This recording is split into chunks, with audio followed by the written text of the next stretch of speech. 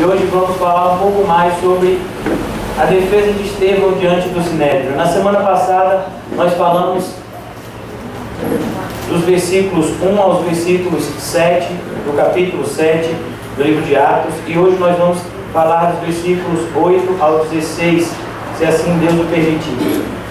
Convido aos irmãos a lerem comigo Atos capítulo 7, dos versículos 8 ao 16. Então lhe deu a aliança da circuncisão, e assim nasceu Isaque. E Abraão circuncidou ao 8º dia. De Isaque procedeu Jacó, e deste os 12 patriarcas. Os patriarcas, invejosos de José, venderam-no para o Egito, mas Deus estava com ele, e livrou de todas as suas aflições, concedendo-lhe também graça e sabedoria perante Faraó, rei do Egito, que o constituiu governador daquela nação e de toda a casa real. Sobreveio, porém, fome em todo o Egito e em Canaã, houve grande tribulação, e os nossos pais não achavam mantimento.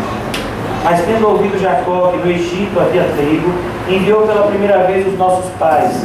Na segunda vez, José se fez reconhecer por seus irmãos, e se tornou conhecida de Faraó a família de José. Então José mandou chamar Jacó, seu pai, e toda a sua parentela, isto é, 75 pessoas. Jacó desceu ao Egito, e ali morreu, e também os nossos pais, e foram transportados para Siquém, e postos no sepulcro de Abraão, ali comprara a dinheiro aos filhos de Amor. Só até aí. Senhor Deus, nós te agradecemos por mais uma semana, iniciarmos na tua presença. Em especial te agradecemos por esse novo ano que se inicia. Ó Deus, que o Senhor possa nos fazer crescer na graça e no conhecimento. Senhor, que o Senhor possa destruir todo espírito de rebeldia que ainda exista nos nossos corações e nos converter, Senhor, das trevas para a luz. Nos leva à comunhão contigo, por tua misericórdia, por tua graça, em nome de Jesus. Amém. Graças a Deus. Meus irmãos, Estevão agora está diante do Sinédrio. E a acusação do Sinédrio para Estevão era que ele estava descumprindo a lei de Moisés. Os judeus naquela época assassinaram Jesus também querendo seguir esse mesmo entendimento. Eles tinham um zelo muito grande com as tradições judaicas, a ponto do próprio apóstolo Paulo escrever no capítulo 10 de Romanos que os judeus eles tinham zelo, porém sem entendimento. Agora os judeus prendem esse jovem chamado Estevão, que nada de mal fazia a não ser ajudar as pessoas e pregar o Evangelho de Cristo. Mas eles prenderam Estevão por um motivo: eles tinham inveja da sabedoria de Estevão. Eles tinham inveja do modo como Deus era glorificado na vida de Estevão. E é normal esse tipo de coisa. É normal quando você ficar firme na igreja. É normal quando você disser que domingo você não faz mais nada a não ser ir para a igreja. As pessoas te taxarem de radical e muitas vezes as pessoas irem contra você. É normal esse tipo de atitude.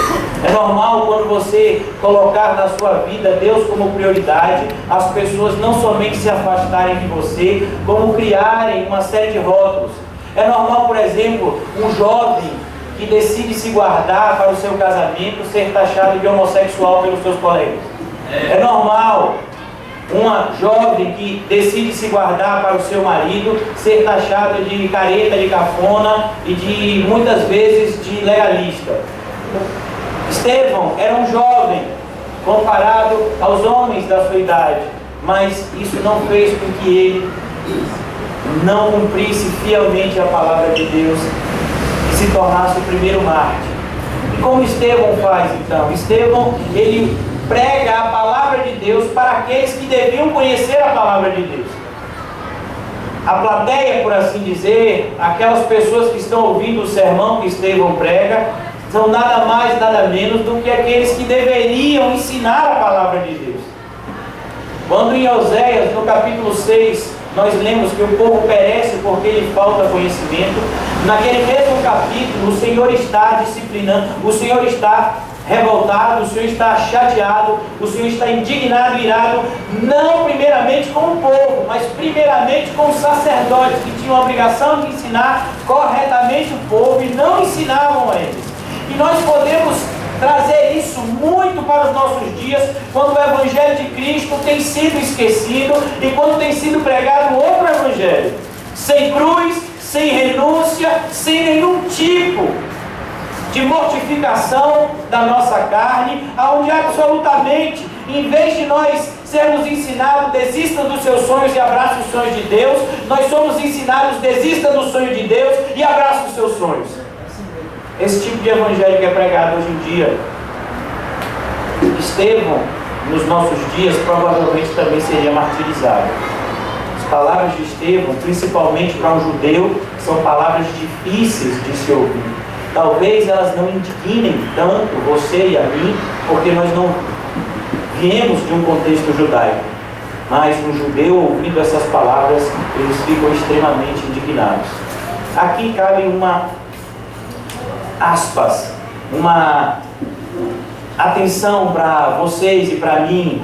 Nós percebemos hoje em dia a igreja evangélica namorando com o judaísmo, aonde as igrejas elas amam parecer com sinagogas, como se os judeus tivessem algo a nos ensinar. Meus irmãos, eu não sei se vocês se esqueceram que os judeus assassinaram o nosso Senhor e que os judeus até hoje acusam o nosso Senhor Jesus Cristo de ser um falso profeta. Tome muito cuidado quando você namorar com o judaísmo, porque a tendência é que você assassine Jesus ao seu coração. Nós não fomos chamados para guardar costumes judaicos, mas nós fomos chamados para andar no caminho que Cristo deixou. Dito essas coisas, passamos então à exegese do texto citado. No versículo 8 ele diz: então lhe deu a aliança da circuncisão. Qual é a circuncisão agora que nós seguimos? É a circuncisão não da carne, mas a circuncisão do coração. Não é a sua carne que tem que se separar para Deus. Não importa muito se o seu corpo está aqui. Importante é, o seu coração está aqui com você nessa cadeira. Você efetivamente está aqui 100%? Ou você está como o irmão ali dormindo em pastos verdejantes? O importante é que a gente esteja aqui 100%. Porque senão é melhor que o irmão vá para a praia tomar um sol. Ele ganha mais, fica mais bronzeado. Aqui não fica bronzeado. Então, meus irmãos, a circuncisão agora ela é do coração. Não existe mais nenhuma tentativa de ser hipócrita e nem de admitir hipocrisia dentro do ambiente da igreja. Ou somos cristãos ou não somos cristãos. Não existe mais o que existia daquele judeu de aparência, ou hoje em dia, no contexto da gente do século XXI aqui no Brasil, o católico não praticante. Quem é esse católico não praticante? Ele é aquele que quando ele tinha meses, ele foi batizado pelo seu pai e sua mãe por um padre, talvez ele tenha até feito a primeira Eucaristia, e aí de vez em quando, no dia 24, ele vê a missa que o Papa celebra lá no Vaticano, e ele diz: eu sou católico, não sou praticante. Eu não sou de ir todo domingo para a missa, mas eu sou católico. Ele não sabe nem quem é Deus, ele não sabe nem quem é Jesus, ele não sabe nem no que ele crê, mas ele sou católico não praticante. Como se existisse a possibilidade de você seguir a Cristo sem praticar as suas obras. Nós vemos os evangélicos nessa mesma pegada. Os evangélicos agora eles usam, não é que não praticante, é desviado. Pastor, eu quero me reconciliar com Deus. Como assim? Se você está aqui é porque você já se reconciliou, então você vai embora. A igreja é para aqueles que foram reconciliados com Deus através do sacrifício de Cristo. A igreja não é para aqueles que estão pensando em se reconciliar com Deus. A igreja é santa, ela é sem mácula. A igreja é o corpo de Cristo, então muito cuidado com aquilo que você faz contra a igreja, porque é contra o próprio Cristo que você está agindo. E é por isso que a nossa circuncisão, ela é muito mais forte do que a circuncisão dos judeus. Isso é tão latente que nós vamos falar aqui, daqui a pouco, a respeito de José. Mas, meus irmãos, existe um episódio na vida de Moisés, onde Moisés, ele quase é morto por Deus. Como assim? Deus fala com Moisés na sarça ardente, diz para Moisés: ó Moisés, vai lá libertar meu povo, vai fazer isso assim, Moisés. E Moisés disse: eu vou. Mas a grande questão é: Moisés havia esquecido de circuncidar o seu filho. Como é que pode? Eu vou ensinar para os outros algo que eu mesmo não pratico. E por conta disso, Deus quase mata Moisés. A gente precisa tomar muito cuidado, porque Deus nos cobra que o nosso coração esteja separado para Ele. É por isso que no livro de Provérbios 4:23 diz: sobre tudo que tem que guardar, guarda o teu coração. O Senhor Jesus, quando estava sendo repreendido pelos fariseus, olha, os seus discípulos, eles estão comendo com as mãos impuras, e o Senhor Jesus diz: olha, o problema não é o que entra pela boca, não é isso que traz impureza ao homem, mas o problema é o que sai da boca, porque vem do coração. O Senhor Jesus em outro momento diz: me diga onde está o teu tesouro, e aí eu te digo onde está o teu coração. Esse é o ponto da circuncisão. Você está aqui nessa manhã, glória a Deus por isso, glória a Deus. Mas a grande questão: e o seu coração está aqui? O seu coração onde está o teu tesouro? E por isso, se você ama o seu filho, se você ama a sua filha, se você ama o seu marido, sua esposa, se você ama a sua própria vida mais do que a Cristo, o seu coração não está aqui. É o que diz a palavra de Deus. Perceba como a palavra de Deus é dura. E uma simples frase, Ele deu a aliança da circuncisão. O Senhor Jesus deu essa aliança também, só que Ele pronunciou com outras palavras.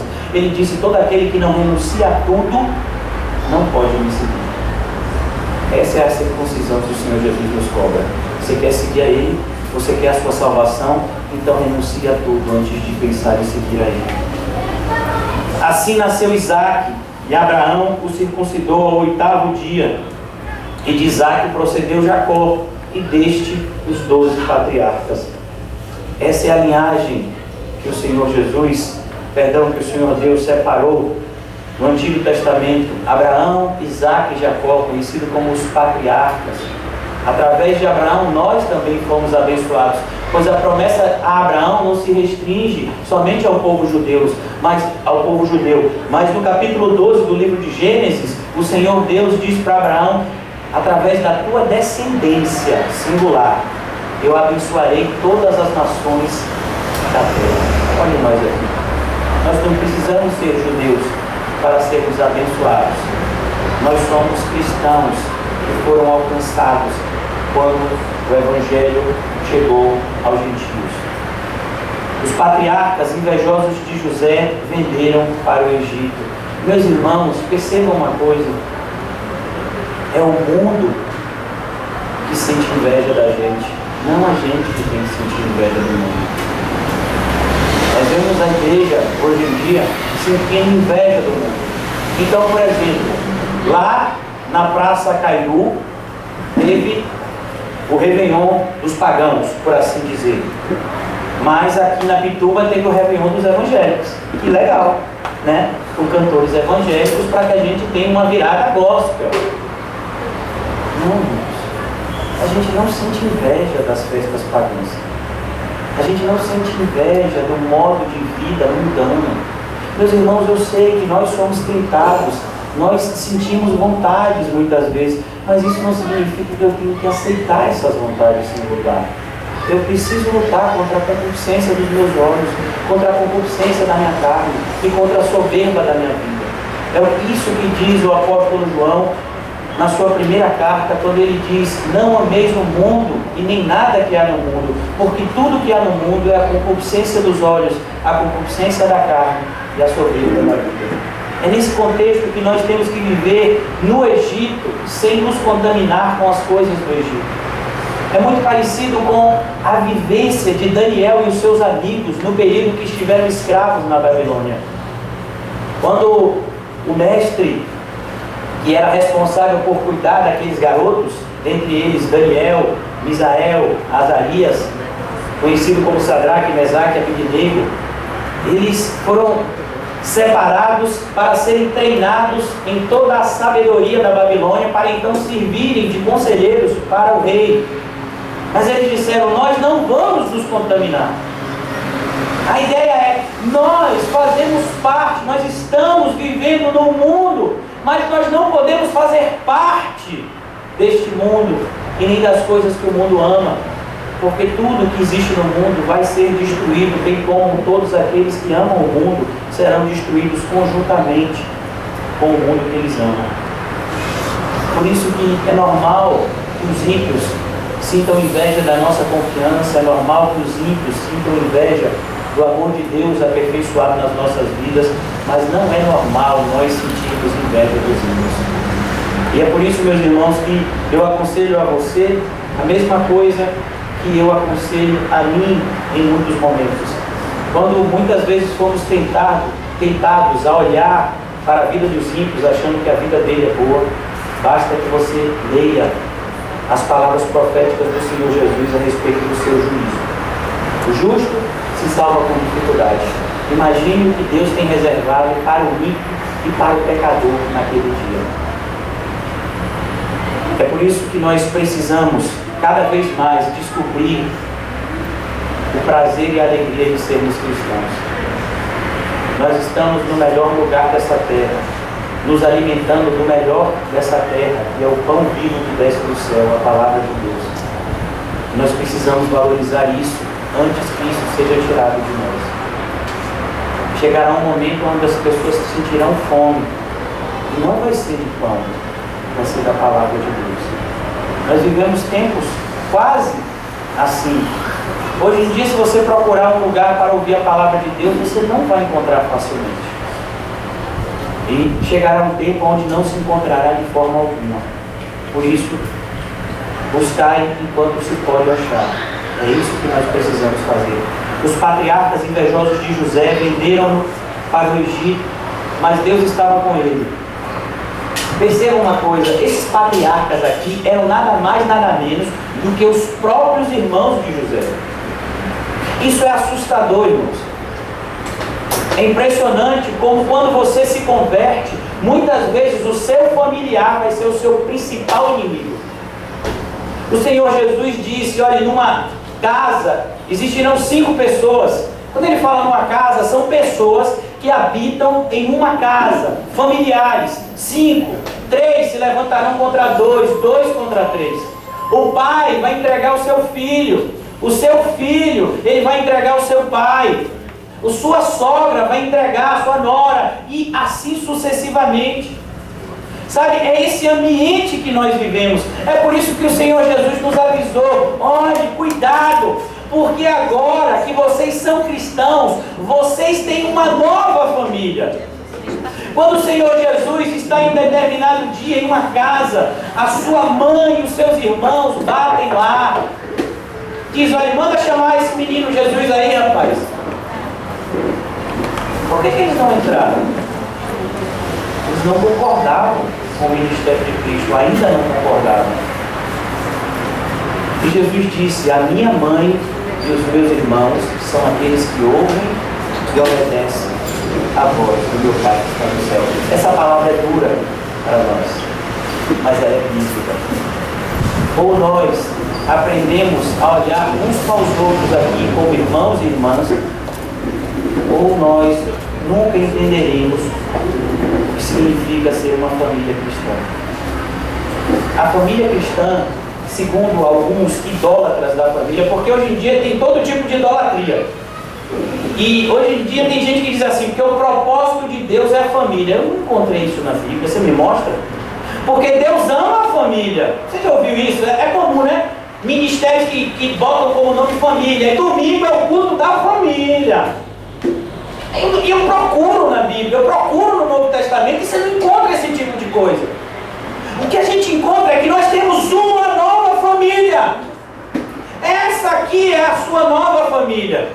Esse aqui são seus irmãos, são suas irmãs. São essas pessoas que você precisa amar. Porque se você não ama os seus irmãos de fé, você não consegue amar ninguém de verdade. O verdadeiro amor começa aqui, não começa na sua casa. Nós somos ensinados o contrário, irmãos. Você diz, olha, pessoa para ser um bom cristão, ela precisa ser um bom filho. Não. Para que você seja um bom filho, você tem que ser um bom cristão. Para que você seja um bom marido, você tem que ser um bom cristão. Para que você seja uma boa esposa, você precisa ser um bom cristão antes. O nosso cristianismo, ele deve vir antes de qualquer coisa. E é isso que nós vemos aqui. José não tinha feito nenhum mal aos seus irmãos. Sabe qual era o mal que José fazia? Ele era correto.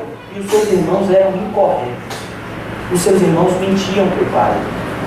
Os irmãos dele diziam que estavam trabalhando e iam para festas. Enquanto que José ficava do lado do pai, aprendia com o pai e buscava ser uma pessoa correta que ele estava aprendendo com seu pai ser. Será que nós somos assim, como José, que por isso o mundo nos odeia? Ou será que nós somos igual ao mundo e por isso que a gente ama tanto o mundo e o mundo nos ama tanto? Os patriarcas invejosos de José venderam-no para o Egito, mas Deus estava com ele. Perceba, se você estiver seguindo o caminho de Deus, tenha certeza, Deus está com você. É por isso que Paulo, é impressionante quando a gente olha para a vida de Paulo, muitas vezes a gente chega a se assustar. O apóstolo Paulo, ele diz em 2 de Coríntios capítulo 11, ele diz, olha, eu passei fome, eu passei sede, eu passei perigo no mar, eu passei perigo entre os falsos irmãos, passei perigo entre os patrícios, ele se referia aos judeus, olha, eu fui chicoteado, eu fui açoitado, o navio que eu estava indo naufragou 3 vezes, 24 horas eu fiquei à deriva no mar. Meu Deus, o camarada desse vive em pecado. E esse mesmo homem que passou todos esses fatos que estão narrados lá em 2 de Coríntios 11, ele escreve a Romanos, quando escreve as cartas aos Romanos, ele diz no capítulo 8, versículo 28, sabemos que todas as coisas cooperam para o bem daqueles que amam a Deus.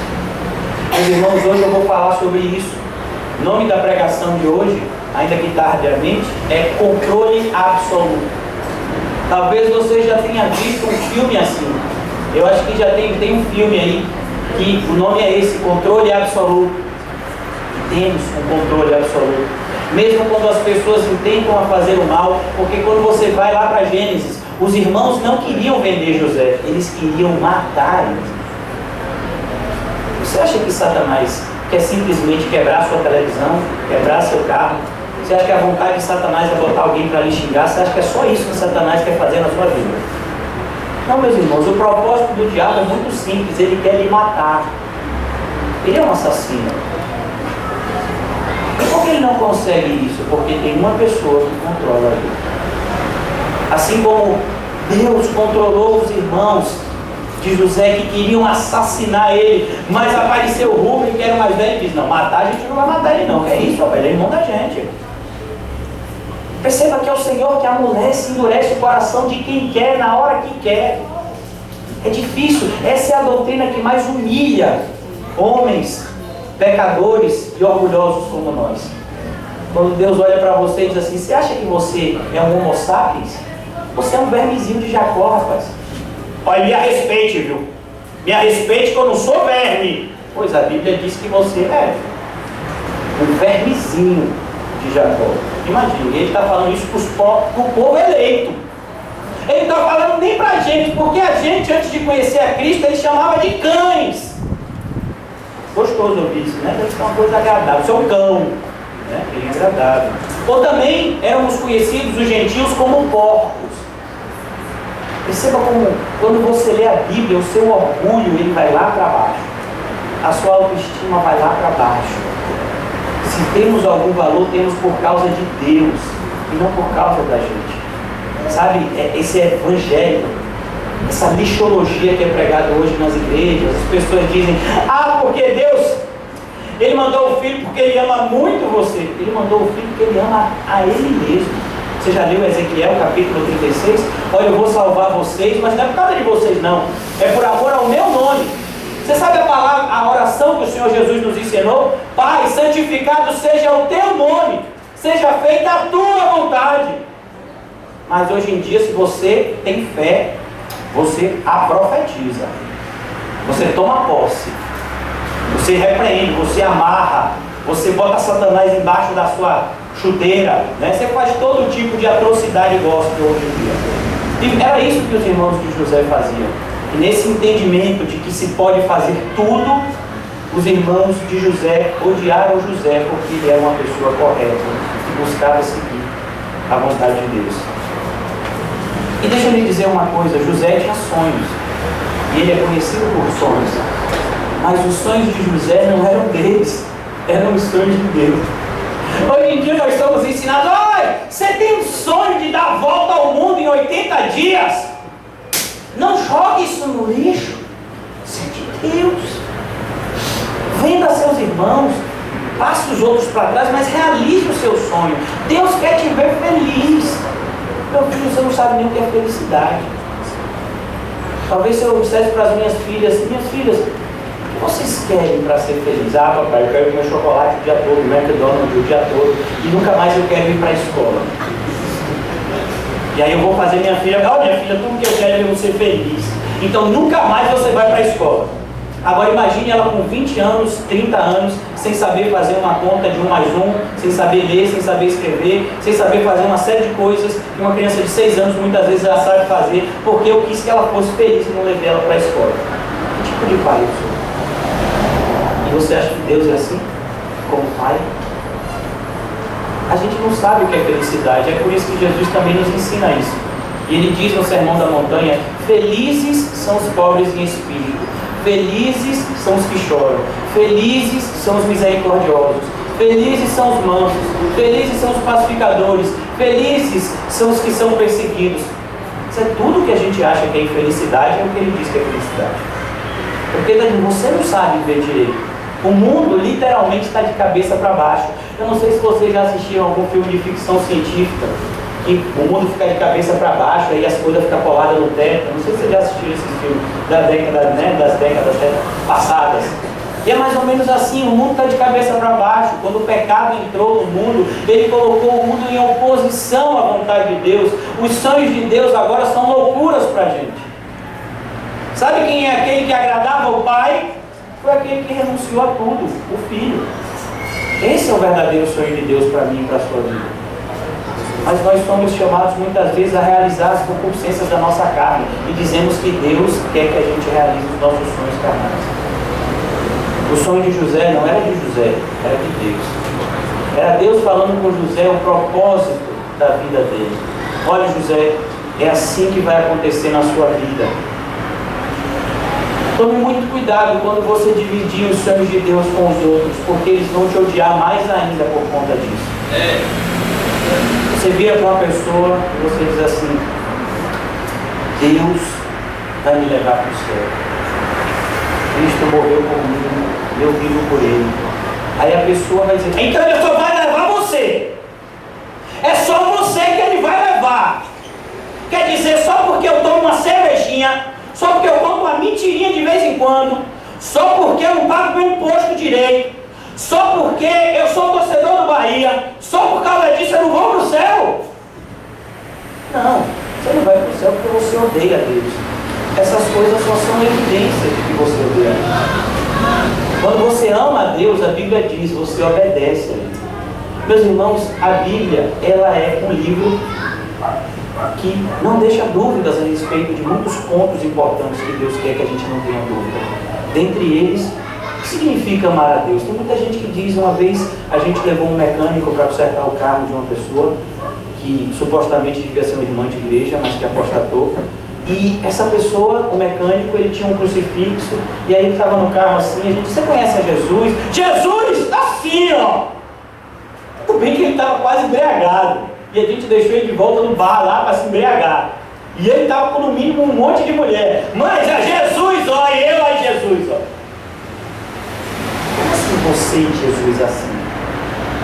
Aquele que ama a Jesus obedece a Ele.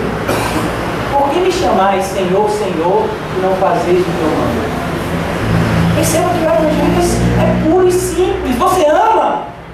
Obedeça a Ele. Ah, mas é tão difícil obedecer. E o caminho ele é estreito, até onde eu sei, né? Quem disse que o caminho é largo? Quem disse que você vai obedecer a Deus e que vai ser maravilhoso para a sua carne obedecer a Deus? Imagine, em pleno século XXI, a mulher se submeter ao seu marido em tudo. Que coisa agradável para a carne. Imagine, em pleno século XXI, o homem ter que amar a sua esposa incondicionalmente. Em pleno século XXI, onde o divórcio agora, você não precisa nem de advogado, você vai direto no cartório. Olha que coisa diabólica. Antigamente, para se divorciar, tinha toda a audiência de conciliação, isso, aquilo. Havia uma tentativa de se manter a família. Hoje em dia, não gostou? Fila anda, rapaz. Esse é o mundo que a gente vive. E os evangélicos amam isso. Não é à toa que existem cantores evangélicos aí que já estão na terceira esposa, daqui a pouco na quarta, na quinta. Afinal de contas, pode tudo hoje em dia, né? Desde que seja gospel. E desde que tenha alguma profecia no meio, pode tudo. Ó, isso é profético, você não entende porque você não é espiritual. Os sonhos de José eram bastante compreensíveis, era por isso que os seus irmãos odiaram. Os sonhos de José era: Deus vai glorificar os seus eleitos e Deus vai punir aqueles que são rebeldes a ele. Esse foi o sonho de José. Simples assim. Mas Deus estava com ele, versículo 10, e o livrou de todas as suas aflições. Ele não livrou das aflições, ele livrou ele nas aflições. Ele passava as aflições e Deus dava livramento. Perceba que os crentes hoje em dia, eles têm alergia a sofrimento. Se você for pregar e falar a palavra sofrimento, o pessoal começa a se coçar. Pastor, se for um antialérgico aí, por favor, eu estou me só... Ó, não fala isso, ó. Aquela palavra que começa com S, não fala não. Aqui só pode falar alegria, vitória, bênção. Esse tipo de palavra o povo gosta de ouvir. Mas o sofrimento, não, rapaz. Sofrimento, segundo Deus, opera arrependimento. Arrependimento é uma palavra que ninguém fala. Arrepender de quê? A gente vive num contexto onde a gente não se arrepende de nada. Não, se eu tivesse que voltar, fazia tudo de novo. Como assim? Então você crucificava Cristo de novo? Você negava Ele através das suas atitudes, mesmo sabendo de tudo que você sabe hoje? Perceba como nós vivemos em uma constante rebeldia a Deus no nosso coração. Por isso que, antes de mais nada, a circuncisão do nosso coração tem que vir em primeiro lugar através da regeneração. E ele é livrado nas suas aflições. Meus irmãos, poucas pessoas sofreram tantas afrontas como José. Porque uma coisa, como a gente diz, é sofrer quando você fez o mal. Outra coisa é sofrer quando você não fez nada. José, ele é vendido pelos seus irmãos, ele não tinha feito nada.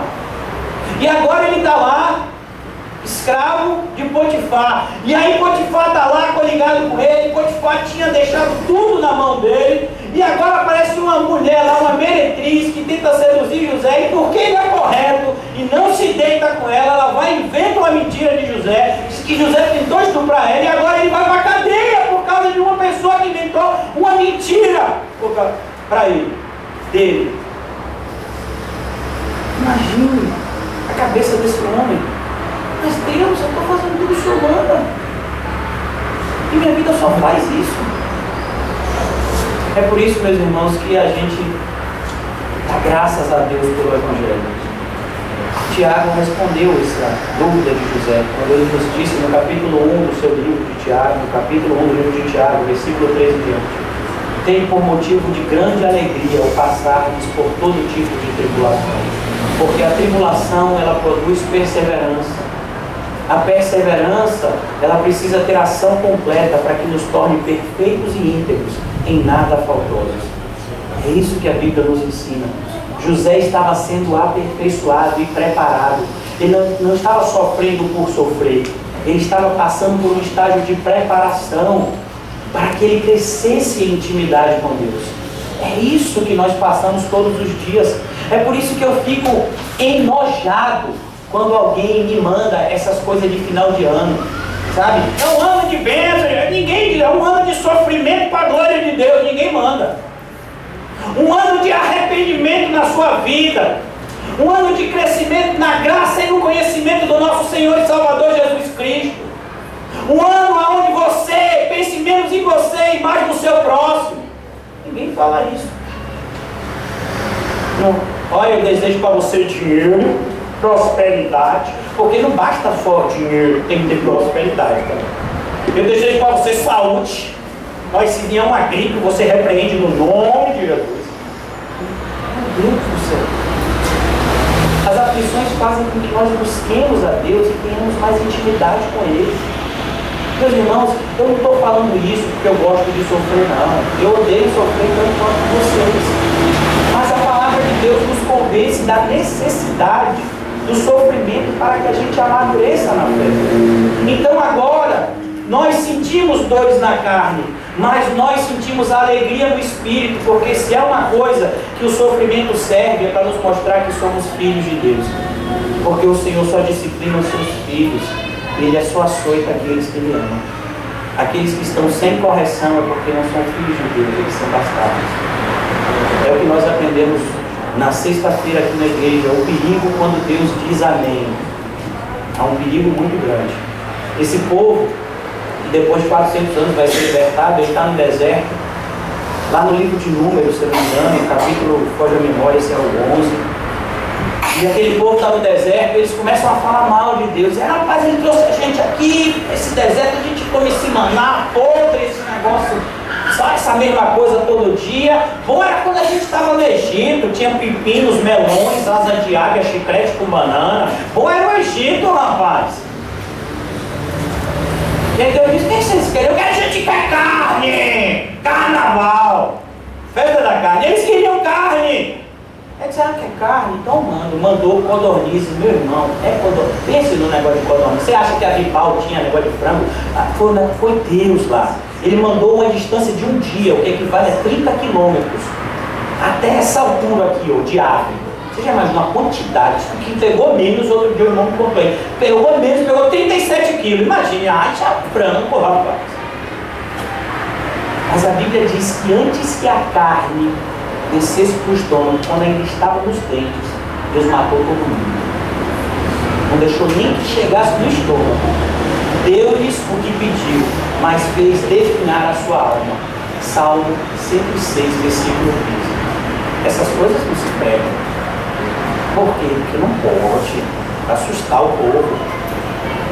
O povo tem que estar assustado, porque o temor a Deus é o princípio da sabedoria. Quando você for fazer alguma coisa, você não tem que olhar por um lado, não, você tem que olhar para cima e dizer, Ele está vendo, e agora?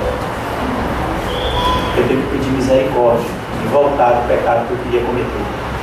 É por isso que ele continua e diz, e livrou de todas as suas aflições, concedendo-lhe também graça e sabedoria. Meus irmãos, você não precisa de prosperidade financeira, você não precisa de saúde, você não precisa de nada dessas lixologias que o pessoal te desejou na semana passada. O que você precisa é de graça e sabedoria da parte de Deus. É isso que eu e você precisamos, para que a gente complete a nossa jornada de maneira correta e glorificando a Deus em tudo. Precisamos de graça e de sabedoria. A graça, meus irmãos, ao contrário do que se é pregado por aí, ela nos abate.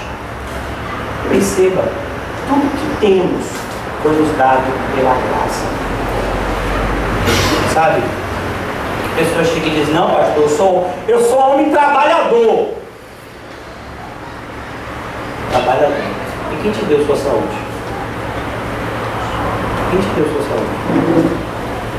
Você já foi num hospital e viu as pessoas que têm paralisia cerebral? Você já viu alguma dessas pessoas que têm paralisia desse nível trabalharem? Se você não tem esse tipo de paralisia, por quê? Porque você é bonitinho?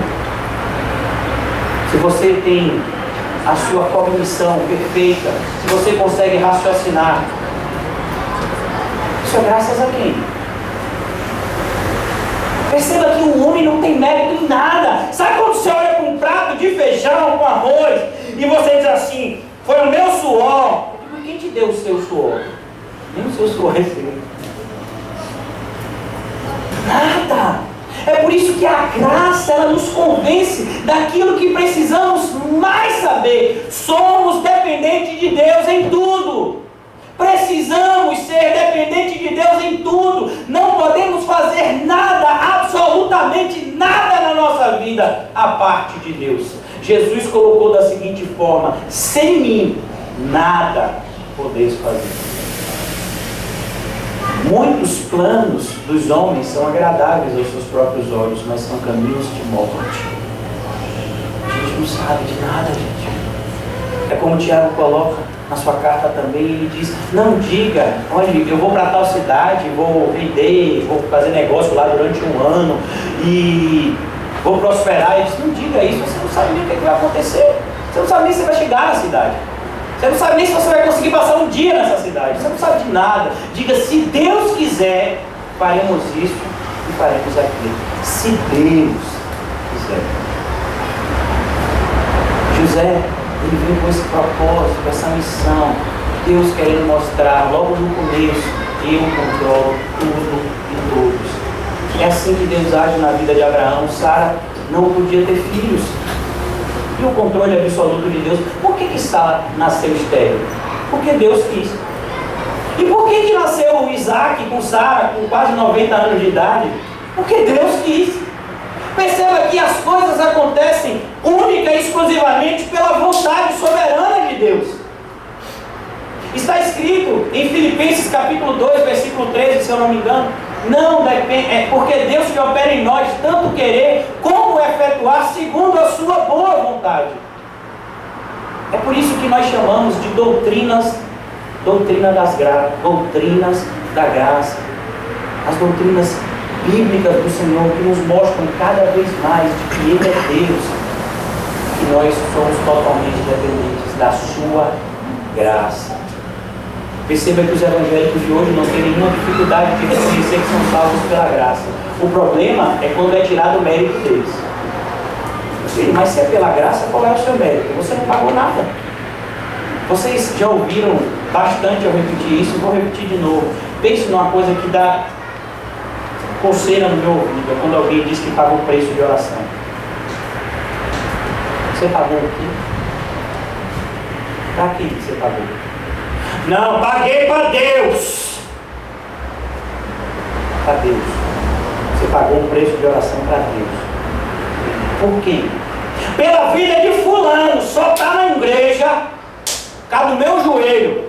Ah, seu joelho. Então a cruz de Cristo não significa absolutamente nada. O sangue do Senhor Jesus também nada. É o seu joelho que trouxe essa pessoa para Cristo. É isso que você está... Não é assim. Então como é? Não entendo. Perceba que as doutrinas bíblicas, elas são absolutas. Ou Cristo ou Deus é soberano, ou é você que escolhe. Ou é de graça, ou você pagou alguma coisa. Agora as duas verdades, elas não coexistem, porque uma tem que ser mentira para que a outra seja verdade. E uma tem que ser verdade se a outra é mentira. Ou é pela graça, e nós somos devedores eternos de Deus, ou é Deus que deve a gente, porque a gente está na igreja domingo de manhã, a gente quer a nossa recompensa. Afinal de contas eu vi, sabe, eu li no jornal que lá na igreja do Bonfim teve que ter 11 missas na última sexta-feira. Por que só na última sexta-feira? Por causa do sincretismo. Olha, a última sexta-feira do ano tem cabrandes. Ah, entendi. Então assim, é na última sexta-feira do ano que você prova toda a sua fé a Deus. Muitos evangélicos têm essa ideia também.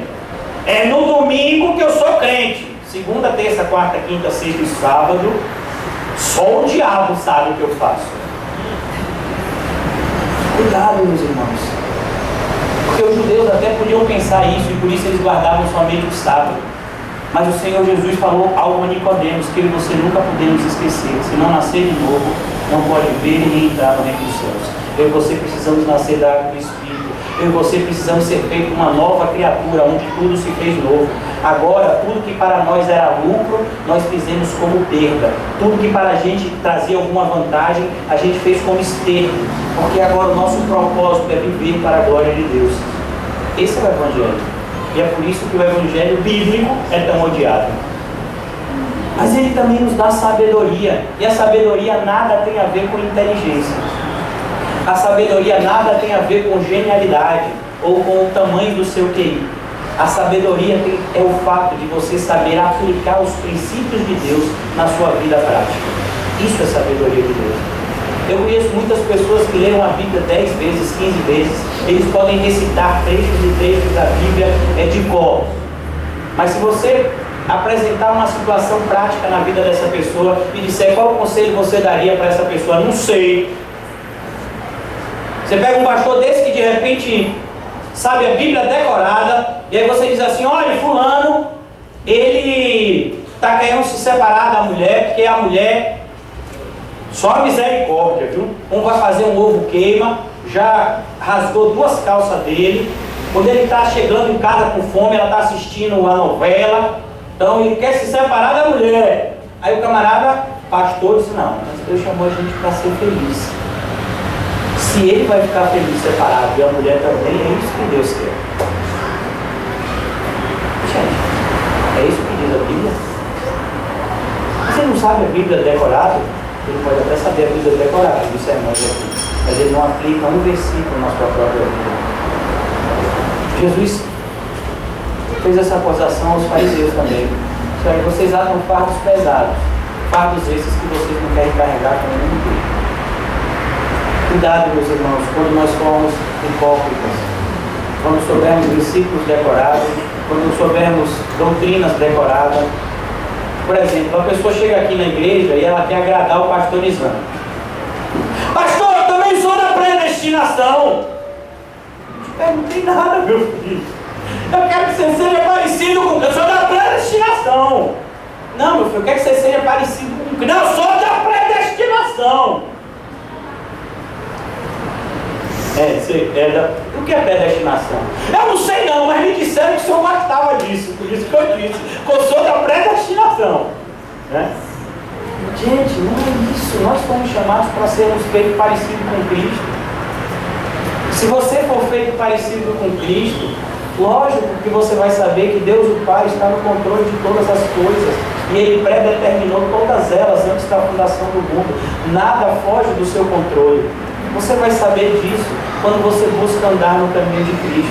Agora, se você busca saber determinadas coisas sem andar pelo caminho de Cristo, aquele seu conhecimento vai ser inconsistente, vai ser vão, vai ser inútil na sua vida, vai ser até perigoso, porque é como um homem que sabe o que fazer, mas não faz. É aquele que constrói a sua casa sobre a areia.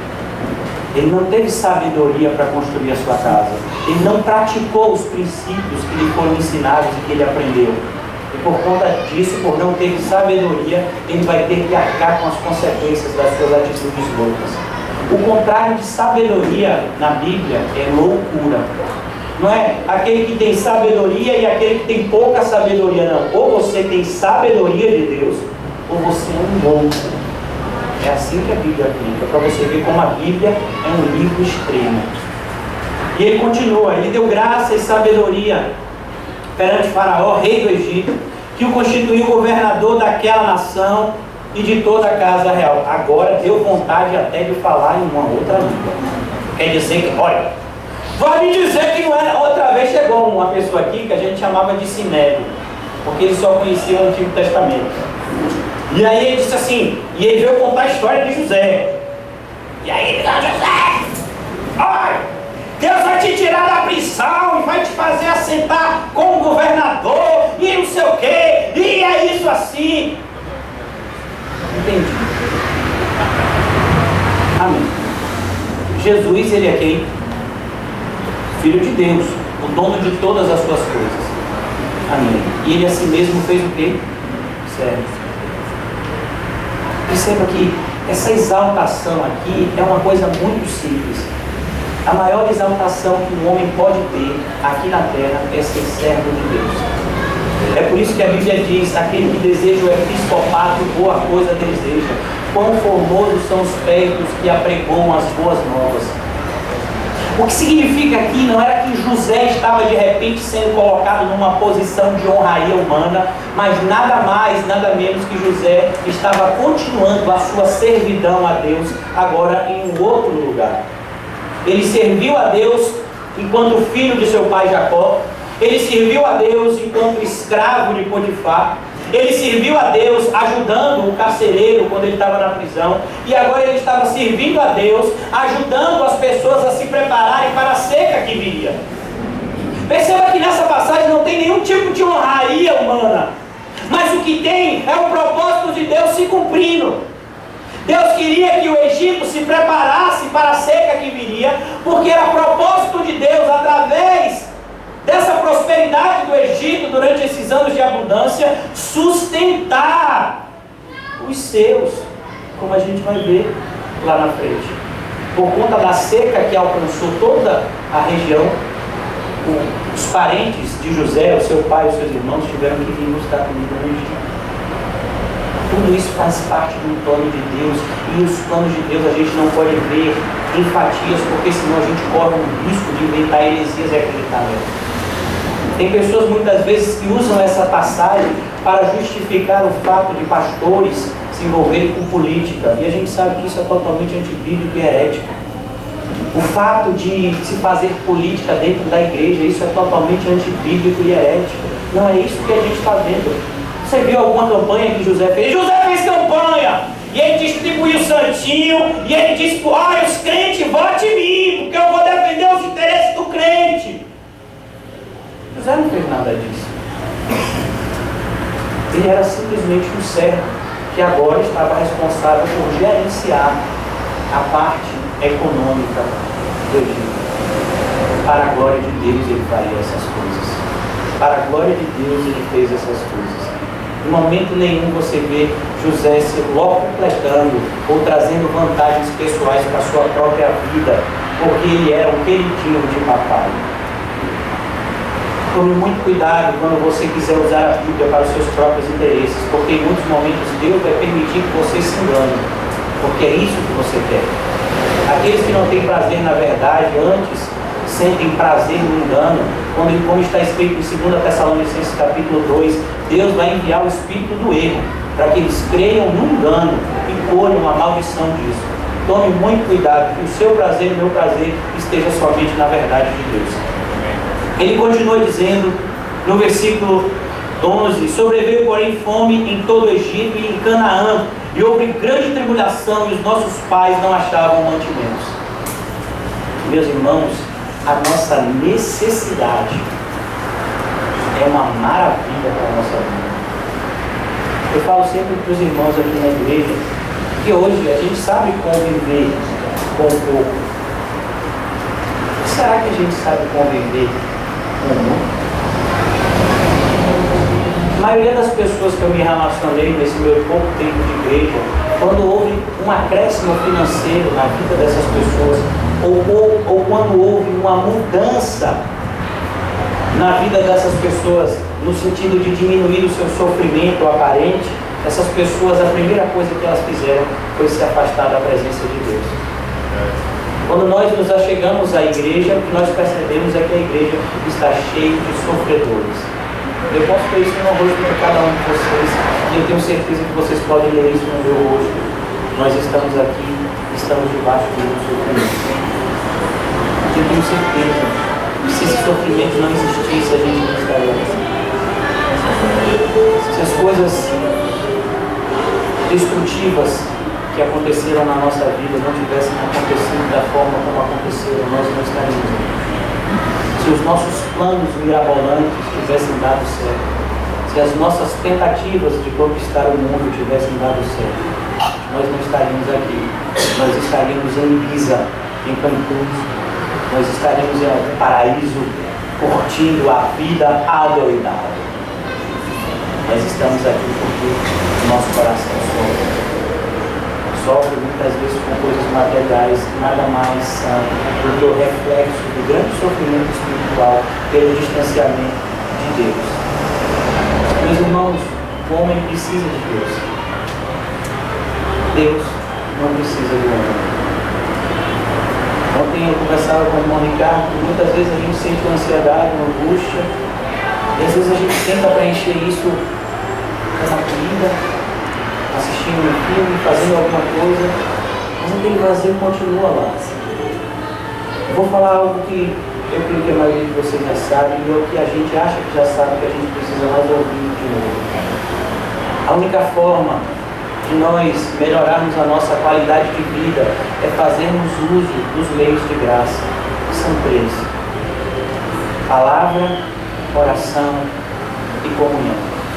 Essa é a única forma de diminuirmos o nosso sofrimento e de recebermos o refrigério da parte de Deus. É quando nós meditamos na palavra de Deus e vemos que esse sofrimento, que essa nossa leve e momentânea tribulação produz para nós um eterno peso de glória. É através da oração que nós ouvimos de Deus que Ele é conosco e que estará conosco até a consumação dos séculos. E através da comunhão dos santos, que eu percebo que não sou somente eu que estou sofrendo, não sou somente eu que cometo equívocos e preciso ser disciplinado pelo Pai, mas isso, a mesma experiência que eu passo, cristãos em todo o mundo passam também. Esse caminho, esse único e exclusivo caminho que leva em direção à vida eterna. E é por isso, meus irmãos, que nós precisamos usar e abusar, por assim dizer, dos meios de graça. Se você acha que já orou, ore mais. Talvez você diga, mas hoje eu orei 5 horas. Mas você orou pouco ainda. Porque a Bíblia diz, orai sem cessar. Talvez você diga que você leu a palavra bastante hoje. Você leu 10 capítulos da Bíblia. Glória a Deus pela sua vida. Mas ainda é pouco. Porque a palavra do Senhor diz que devemos meditar de dia e de noite. Essa expressão em hebraico literalmente quer dizer o dia todo. Simples assim. E quando você achar que você, pelo fato de ter vindo no domingo de manhã, ou pelo fato de cumprimentar os seus irmãos ao término desse culto, você achar que tem comunhão com os santos, você não tem. Ter comunhão com os santos significa amar ao próximo como você ama a você mesmo. Quando nós conseguimos praticar essas coisas, eu tenho certeza absoluta que a nossa qualidade de vida vai melhorar bastante. É por isso que o apóstolo Paulo, ele era um homem alegre, mesmo com o sofrimento que ele passava, descrito em muitos momentos das suas cartas. Porque ele usava e abusava dos meios de graça que o Senhor deu para que nós andássemos bem. Sobreveio, porém, fome em todo o Egito, e em Canaã houve grande tribulação, e os nossos pais não achavam mantimentos. A Bíblia diz que eu já fui moço e hoje eu sou velho, mas eu nunca vi um justo mendigar o pão, nem a sua posteridade passar necessidade. Não é isso mesmo que a gente lê? Salmo 37, versículo 25. Agora eu quero que vocês façam o seguinte: quem é justo aqui, levante a mão. Você percebeu que esse versículo vai para a gente? Você percebeu que tudo que a gente passa é exatamente o que a gente merece? E tudo aquilo que a gente não passa é pela graça de Deus. Sabe por que a gente não morre de fome? Pela graça de Deus. Sabe por que Ele nos alimenta? Pela sua graça. Sabe por que Ele nos tem mantido vivos até hoje? Pela sua graça. Meus irmãos, por que, pastor, o senhor tem falado tanto de graça nesse culto que está me dando até alergia? Meus irmãos, porque é necessário que eu e você sejamos gratos. Isso é uma das coisas que mais nós somos, que mais o povo de Deus no Antigo Testamento foi ingrato. Nós temos uma natureza ingrata, sabe? Se o Senhor me proporcionar pão, eu vou dizer, cadê meu ovo? Aí o Senhor proporcionou pipoca, cadê a Coca-Cola? Pipoca sem Coca-Cola não tem graça. Perceba que a gente está sempre reclamando de Deus. Talvez você não reclame verbalmente, mas no seu coração, que é enganoso e que muitas vezes chega a ser perverso, a gente sabe, hoje eu não entendo porque Deus me trata desse jeito, eu tenho me esforçado tanto. Como assim você não entende? Sabe, se a gente agradecesse mais, a gente se queixaria menos da nossa vida. Esse é o ponto da graça. É isso que a graça faz conosco. Nos alerta a respeito da gratidão que nós precisamos ter para com Deus todo o tempo. Precisamos ser gratos. Precisamos agradecer cada detalhe daquilo que Deus nos concedeu. E tudo é feito pela sua graça. Perceba que o povo aqui, a descendência, os patriarcas, eles estavam passando fome. Eles tiveram que buscar comida agora em outra nação. Mas tendo ouvido Jacó que do Egito havia trigo, enviou pela primeira vez os nossos pais.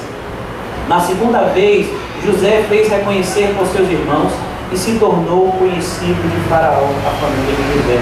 Meus irmãos, esse é um capítulo aqui dessa nossa história de hoje, onde nós aprendemos um homem que sabia perdoar. Ele sabe perdoar. Eu e você muitas vezes não sabemos. Sabe o que ele está praticando aqui? Literalmente o que Jesus nos ensinou e o que Paulo reforçou. Se o seu inimigo tiver fome, dai de comer. Se o seu inimigo tiver sede, dai de beber. Ame aqueles que vos odeiam. Ore por aqueles que vos perseguem. Esse é o ensinamento do Senhor Jesus. É isso que você não ouve hoje em dia. Hoje em dia nós muitas vezes somos ensinados por pastores apóstolos que nós devemos amaldiçoar os outros, que nós devemos lançar maldições e ameaças. Olhe, não olhe assim torto para mim não, que Deus vai lhe pegar, viu? É capaz de Deus pegar você primeiro antes de pegar aquela pessoa que você está ameaçando. Porque o que o Senhor nos ensina é perdoar. Meus irmãos, isso é tão forte que logo seguido na oração dominical, olha, nada na Bíblia por acaso. Na passagem, se eu não me engano, em Mateus capítulo 6, os discípulos pedem: Senhor, ensina-nos a orar. O Senhor ensina para ele a oração que nós conhecemos ou como oração dominical, a oração do Pai Nosso. E logo seguidamente aquela oração, os versículos subsequentes são: se você não perdoar o seu irmão, tampouco Deus perdoará você. O que Jesus estava ensinando para os seus discípulos? Não adianta você saber orar por mim. Você precisa saber perdoar. E foi isso que Deus fez com a gente. Ele perdoou. Ele perdoou cada um de nós. Quando a graça do Senhor nos alcançou, nos alcança juntamente com o seu perdão. E se nós fomos perdoados de tão grande pecado, como não podemos perdoar o nosso próximo, que peca tão pouco contra a gente? Meus irmãos, façam um cálculozinho breve. Se você for quase, olha, diz que pastores sempre, uma vez a pessoa assim, eu disse, fulano vai se converter, a pessoa disse, eu não vi fé desse tamanho nunca. E eu disse, pastor normalmente acredita que as ovelhas vão se converter, né? Pastor tem esse defeito de fábrica, graças a Deus. Digamos que você é uma ovelha daquelas que dá orgulho para a igreja. E aí você peca só 3 vezes por dia. E você nem peca com atitudes, porque você é uma ovelha que dá orgulho para a igreja. Você peca assim com pensamento. Aí você viu um negócio, você pensou mal da pessoa, você já pediu perdão, mas com toda essa sua vigilância e cuidado, você pecou 3 vezes por dia, você é quase Enoque, quase. Mas daqui a pouco, se você está nesse patamar, espere que daqui a pouco a mão do Senhor está ali levando. Mas digamos que você seja quase isso. Você pecou 3 vezes por dia só. Em um ano, você pecou mais de 1000 pecados. No meu caso, eu tenho 35 anos. 35.000 pecados. Aí vem uma pessoa e peca contra mim. Eu estou de mal. Magoei ele. Pecou contra mim. Aí Deus diz, eu perdoo os seus 35.000 pecados, se você perdoar esse pecado que a pessoa fez contra você. Será que esse negócio é ruim para mim? Olha que coisa maravilhosa. Ele assim, sabe aquele monte de pecado que você tem? Perdoa o seu próximo. Perceba que, como José era próximo de Deus, a gente percebe a proximidade de Deus na vida de José, não é somente através da sabedoria que foi externalizada no seu comportamento, mas através da prática dessa sabedoria. Quando seus irmãos chegam, ele perdoa esses irmãos. E a fala dele é: vocês fizeram essas coisas, mas esse era o propósito de Deus nas nossas vidas. E aquilo que era maldição, o próprio Deus transformou em bênção. Ele tratou seus irmãos com amor, literalmente cumprindo. Sabe aqueles que te odeiam? Ame essas pessoas. Esse é um exemplo de José. Aí não, José, governador do Egito. Não, José era um homem que perdoava. Você tem que aprender. Antes de você aprender a governar, aprenda a perdoar também. É mais importante e edificante para a sua vida. Aquelas pessoas que tentaram me matar, você já imaginou? A cena, eles lançaram José num fosso. E disseram, e José está lá dentro gritando por socorro. E eles estão lá, e aí, como é que a gente vai matar ele? Pois é, essas pessoas que ele perdoou. E depois diz assim, não, matar não, então vamos vender. Venderam ele. Ele sofreu por conta de uma atitude impensada daqueles homens. Mas eles soube olhar da ótica certa. Deus está no controle disso. Eles só fizeram isso para mim, porque Deus quis que fosse feito dessa forma. Então, glória a Deus por isso. A mesma atitude de Jó, Deus deu, Deus tirou. Bendito seja o nome do Senhor. É engraçado que nas igrejas a gente vê muito facilmente os testemunhos sobre os acréscimos. Eu queria agradecer a Deus, o Senhor, em 2014, me deu um carro. Foi um carro. Foi carro. Depois os irmãos vão ver o negócio, até a voa. Queria agradecer a Deus. Olha, eu queria agradecer a Deus para dar um testemunho para os irmãos. Muita oração, a nossa casa está aí. E não é uma casa, é um castelo. A glória de Deus. Pia de ouro. Eu queria dar esse testemunho para o irmão. É difícil, eu nunca vi um testemunho. Eu queria dar esse testemunho. Eu me converti e eu tinha uma casa. Tomaram a minha casa. Eu me converti e eu tinha uma família e mataram meus filhos. Nunca vi esse tipo de testemunho. Pois é, esse era o testemunho da mãe de Estevão. Eu me converti e mataram meu filho, que era crente. Perceba que o testemunho da igreja hoje em dia envergonha mais a Deus do que qualquer outra coisa. Deus é glorificado na nossa vida quando nós renunciamos para ter Ele na nossa vida. E não quando nós melhoramos a nossa vida carnal e supostamente atribuímos a Deus isso. Nenhum acréscimo na minha e na sua vida para que a gente venha a viver de maneira deleitosa, mas qualquer acréscimo é para que a gente possa ajudar mais ainda aqueles que estão necessitados. É isso que a Bíblia nos ensina, gente. E é isso que José fez.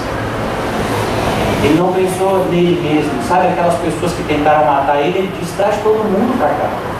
Agora eu vou sustentar vocês. Como assim? A gente queria matar vocês. Você se esqueceu? Não, eu não me esqueci. Eu perdoei. Eu não tenho amnésia. Eu tenho o amor de Deus no meu coração.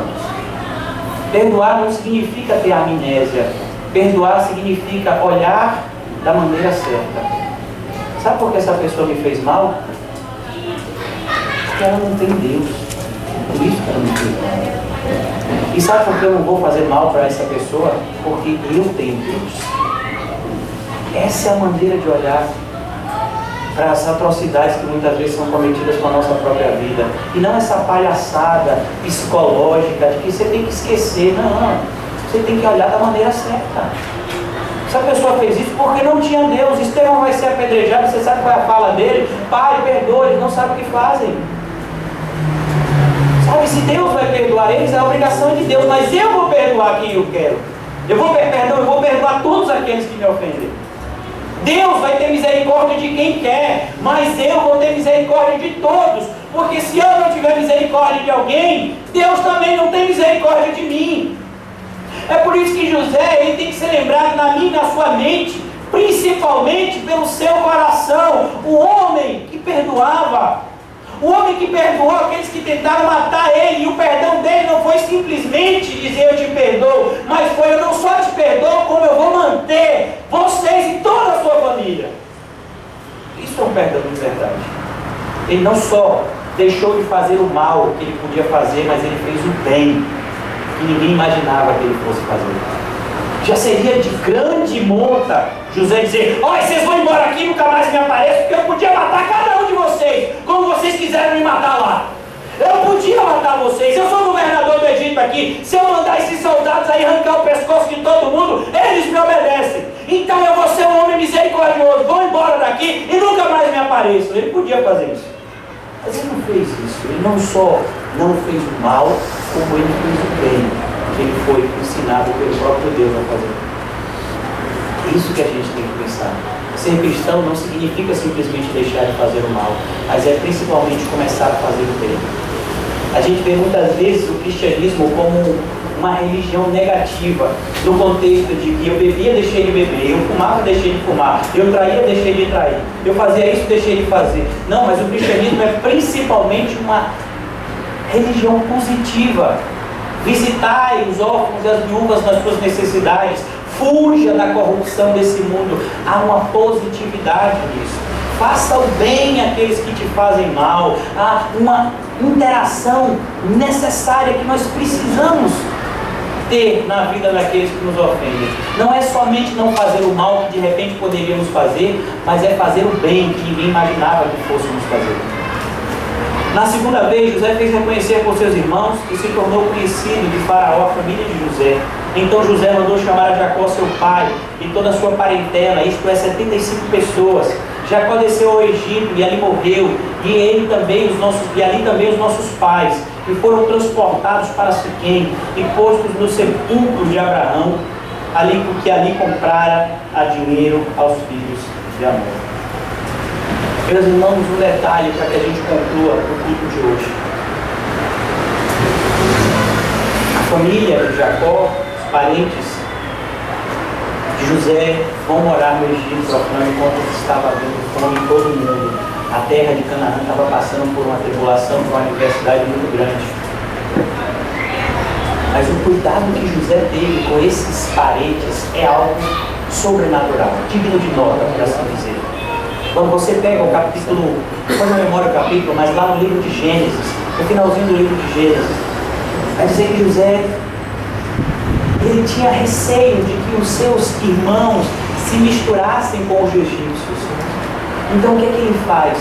Ele chega, chama Faraó e diz: olha, os meus parentes, eles são pastores. Ele falou isso porque os egípcios achavam que o pastoreio era uma atividade indigna, era uma atividade desprezível.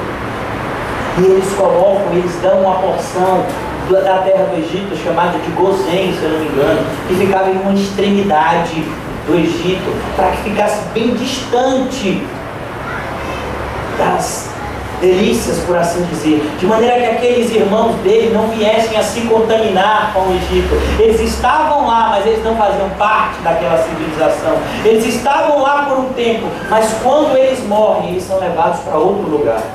Essa é a realidade do cristão. Eu e você vivemos a vida toda nessa grande Babilônia que é a terra. Mas quando nós morremos, nós somos transportados para o céu. É isso que a Bíblia nos ensina. O justo, aquele que foi justificado por Cristo Jesus, quando ele morre, ele vai para o céu. Ele não vê a degradação do seu corpo, porque ele vai receber um novo corpo, ele vai ter novas vestes, ele vai ter uma nova casa, não um tabernáculo feito por mãos humanas, mas uma casa feita pelo próprio Deus para que a gente habite eternamente. Meus irmãos, nós precisamos estar com nossos olhos sempre focados na eternidade. Tudo que fazemos hoje ou deixamos de fazer irá refletir a nossa eternidade. Nós vemos na Bíblia que a soberania de Deus, isso que nós ensinamos hoje, o controle absoluto de Deus, opera junto com a responsabilidade do homem. Em uma determinada passagem, no capítulo 17 do livro de Atos, o apóstolo Paulo está chegando agora na Grécia. Se eu não me engano, ele está na cidade de Atenas. Quando ele está nessa cidade, ele prega um sermão e ele diz: porque não levando em conta o tempo de ignorância, Deus notifica agora que todos se arrependem. Notificação é um termo jurídico que significa você foi avisado. A partir de agora você vai colher as consequências das suas desobediências. A gente já deu esse exemplo algumas vezes aqui no culto, nos estudos. É como um guarda da Sucom.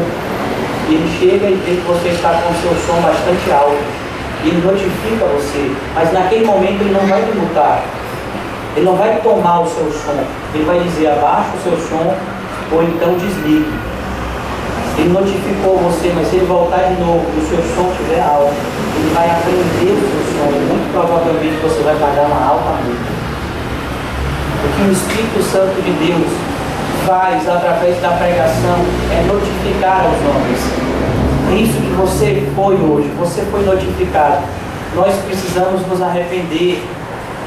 Pastor, basicamente, pastor, me ensine o que é que eu preciso mais me arrepender hoje, e eu vou facilitar muito a sua vida. Porque eu aprendi com Jesus. Jesus gostava de facilitar a vida dos seus ouvintes. Ele disse: olha, vocês judeus ouviram, né? Jesus pregava basicamente para os judeus. Vocês judeus aprenderam que vocês precisam guardar toda a lei. Meus irmãos, engana-se aquele que pensa que guardar a lei era só os 10 mandamentos. Os judeus tinham quase 800 leis que eles precisavam guardar. E Jesus resume tudo em uma frase: ame a Deus e ame o seu próximo como a você mesmo. É disso que a gente precisa se arrepender aqui nessa manhã. Porque a gente não tem amado a Deus como deveria, e a gente não tem amado o nosso próximo como deveria. Que a gente possa aprender, que a gente possa melhorar nesse ano como igreja. A minha esperança é que nós sejamos irmãos mais unidos do que os irmãos de carne. A minha esperança é que aqui na igreja haja união e unidade. A minha esperança é que verdadeiramente nós não tenhamos nada como se fosse nosso, mas que a gente tenha essa visão que tudo que está sobre as nossas mãos é de Deus. E Ele nos deu simplesmente para que administrássemos para a sua própria glória. Essa é a maneira correta que nós temos de amar a Deus e amar ao próximo. Vamos orar. Pai, nós te agradecemos por essa manhã tão abençoada. Muito obrigado, Senhor, pela vida de cada irmão e irmã que o Senhor trouxe aqui nesta manhã. Pai, nos ajuda, Senhor.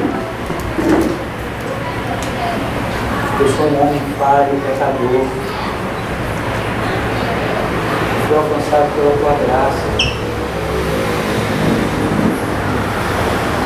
Ó Deus, mas ainda sou falho e fraco. Eu suplico ao Senhor que a minha fraqueza não atrapalhe na conversão dos meus irmãos. Ó Espírito Santo, nos convence dessa manhã do nosso pecado, da justiça e do juízo de Deus. Ó Deus, eu clamo a Ti nesta manhã, de todos aqueles que ainda estão debaixo de algum engano, que possam ser convencidos pela verdade. E se existe alguém que ainda estava tendo a sua visão obscurecida pelo mal, que a luz de Cristo possa brilhar de maneira plena na vida dessa pessoa. Ó Senhor, nos transforma para a tua glória. É o que nós te pedimos em nome de Jesus. Amém. Graças a Deus.